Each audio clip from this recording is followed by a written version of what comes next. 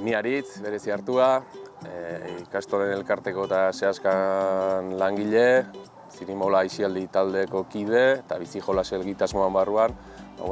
Aisia esparruko hainbat esku hartze eta buru belarri eta gorputz hezkuntzako arduradun, lehen hezkuntzan. Eta ni beraz Goitzurrutiko etxea, Seaskako hezkuntza zuzendaria.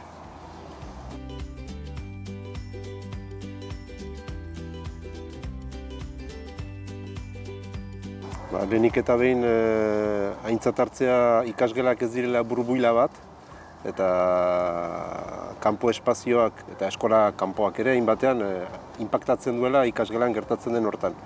Beraz, hortik abiatu zen gogoeta, ikusten zen beharra eskola proiektuaren baitan, kanpo espazioaren eta ikasgelan barnean gertatzen zenaren arteko elkarrekintza bat sustatzea. Orduan, ikastolaren proiektuaren ardatzak bi dira, bata hezkuntza eta bestea hizkuntza, eta hor helburua zen elkarbizitzan oinarritzen den lerroa oinarrituz, hizkuntzaren erabilera sustatzeko gogoeta bat abiatzea. Beti ere ikasleak erdigunean ezarriz eta ikasleen gogoetetarik abiatzea.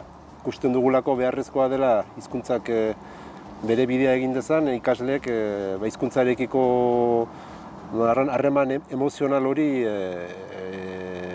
piztu behar dela. Eta hortarako ikusi genuen beharrezkoa, kanpo espazioaren gogoeta ikasleen baitarik abiatzea. Hori da azken batean bizi jolasek ondotik egin duen lanaren abiapundua.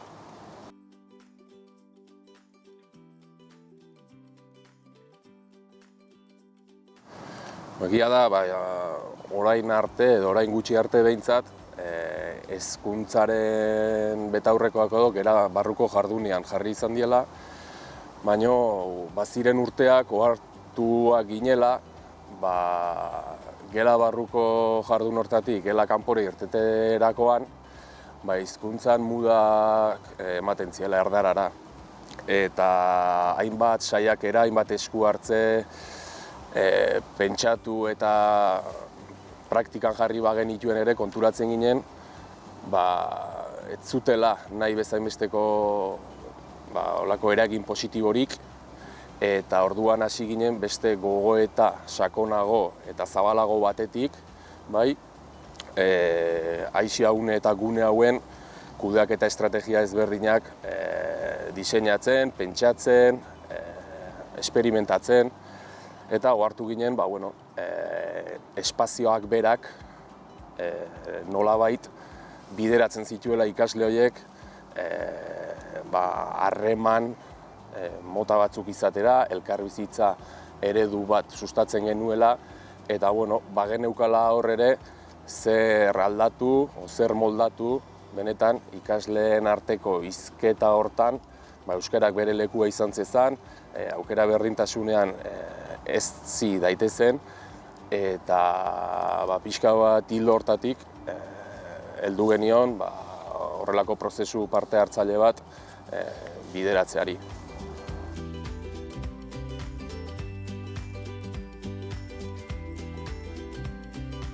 Nik uste lehen ekarpena egiten duena ikastolari izango dela aurren begiradatik eraikitzen dena, prozesuaren protagonista diela, eta haiei galdetzen zaiela zer nolako ikastola nahi duten.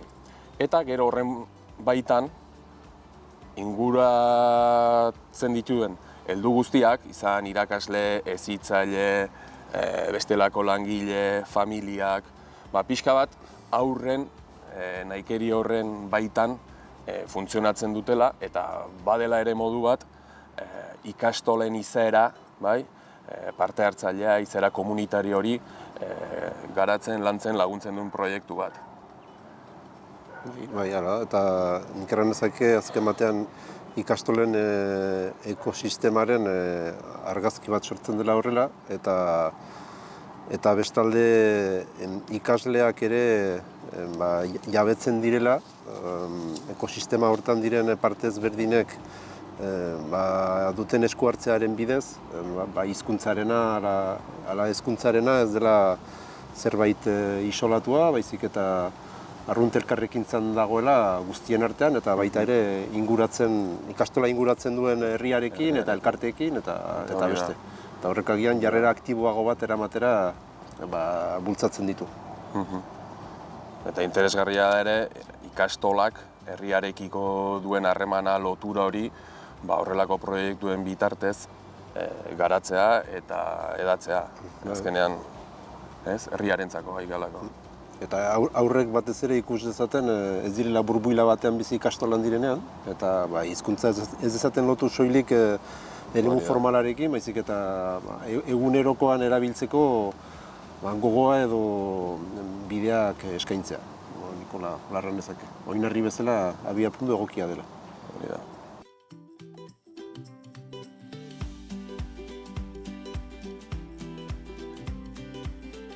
Ateratzen direnen ondorioak dira kanpo espazioaren berrantolaketa hortan, lehen ondorio nagusia da, baloiak erditik kentzearekin hor sortzen zen efektu hau da gazteenak eta neskak periferiara baztertze hori indargabetu dela, manera naturalean, eta adinen arteko eta generoen arteko elkarrekintza bat gertatzen dela, eta horrek euskararen presentzia areagotzen duela. Hori da atera dugun lehen ondorioa eta gainera aski bere alakoan.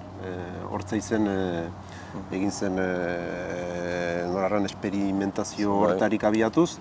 Eta orain, azken batean pedagogiaren oinarrian diren 3 faseetan oinarrituz, hau da teoria, esperimentazioa eta ebaluazioa. Guk ikusten duguna da, 3. hortarik abiatuz bidea ematen duela ikastola ezberdinetara zabaltzeko. Eta Ipar Euskal Herrian hor saskan erabaki dugu, beste 2 ikastoletan abiatzea esperimentazioa urten, eta helburua da ondoko urtetan ikastola gehienetara ez bada alden guztietara edatzen joatea progresiboki.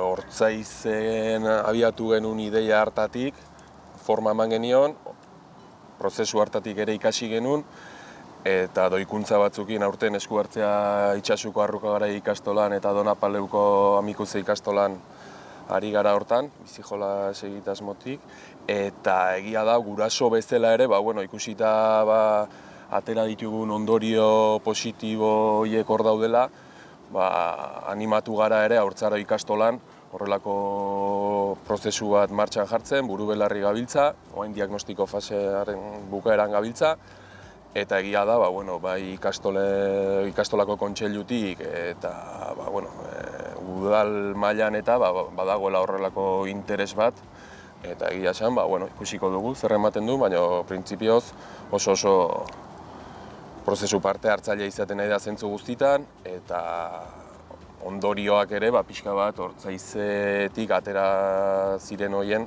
oso antzekoak dira. Eta ikusiko dugu, denborak zer esaten duen eta bide honetik goazen, baina pentsatzen dugu baietz.